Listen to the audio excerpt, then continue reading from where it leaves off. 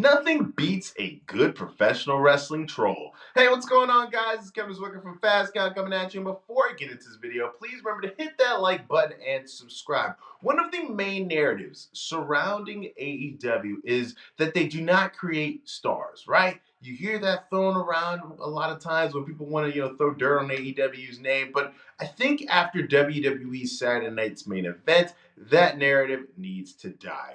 We saw Cody Rhodes defeat Drew McIntyre to retain the WWE Championship. CM Punk is the new World Heavyweight Champion after beating Jey Uso. Jade Cargill is the new SmackDown's Women's Champion after defeating Tiffany Stratton. So we saw three people who are forever linked to AEW become WWE champions and are now on the top of the mountain in the WWE. Ricky Saints, he is the NXT World Champion. We all know he is an AEW homegrown talent as well. And I know that people, they're going to kind of want to, say, well, Kevin, listen, Cody Rhodes and CM Punk, they aren't homegrown AEW, wrestlers. They came to WWE first, had their run there, were established there, then came to AEW, so it doesn't really count. But hey, whether, doesn't matter if their exits from AEW was messy. I think we can all agree that it was.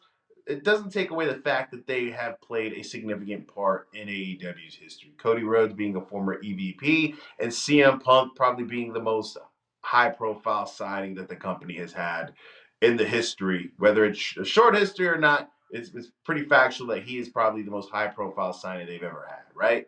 And tonight, I think it was the right moves. I think, Jey Uso, CM Punk, I think out of the two guys who made the most sense winning the championship, I think CM Punk was the obvious move. Jade Cargill, I know she has her detractors because she's not out there putting on 5-star matches, but I think with somebody who has such a look like that and has such a presence, and that's something that WWE tends to value over in-ring work, it was more of a when, not if, that she was going to win the Women's Championship. And I think that now is time to see if she can sink and swim. And I think that in the environment that WWE has, where all those things, where it comes to looks and entrances and aura matters the most, I think she's gonna swim. And I think that she's gonna be a big time asset for them, not just now, but for the foreseeable future. CM Punk, now with him being a champion, I think there's an obvious storyline waiting on him with Seth Rollins when he comes back.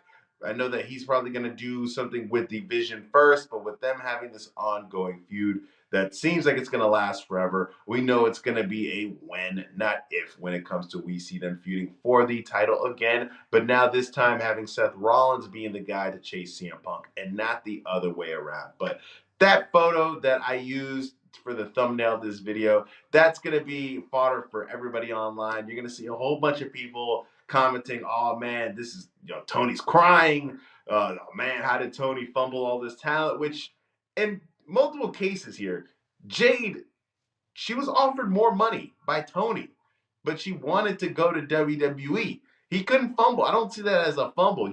When you put yourself in a position to offer somebody as much money as possible and they still turn you down, you did everything that you could do. Ricky Saints, he made it pretty abundantly clear for a while that he was going to go to WWE.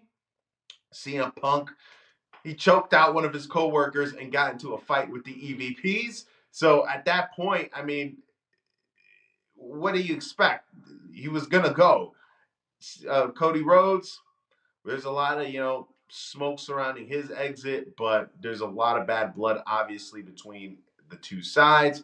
So if you want to call that a fumble because they weren't able to work it out, hey, we can go with that. But I don't really see it as a fumble, but it's going to make for a lot of internet fodder. But let me know what you guys think in the comments section. Do you think that this is a photo that is going to haunt Tony Khan in his dreams? Do you think it's one of those things where it's just the internet is going to take it and run with it? Let me know what you guys think in the comment section. Out of these four individuals in the thumbnail, who had the best AEW run in your opinion? Sound off in the comment section, guys. I am Kevin Zwicker.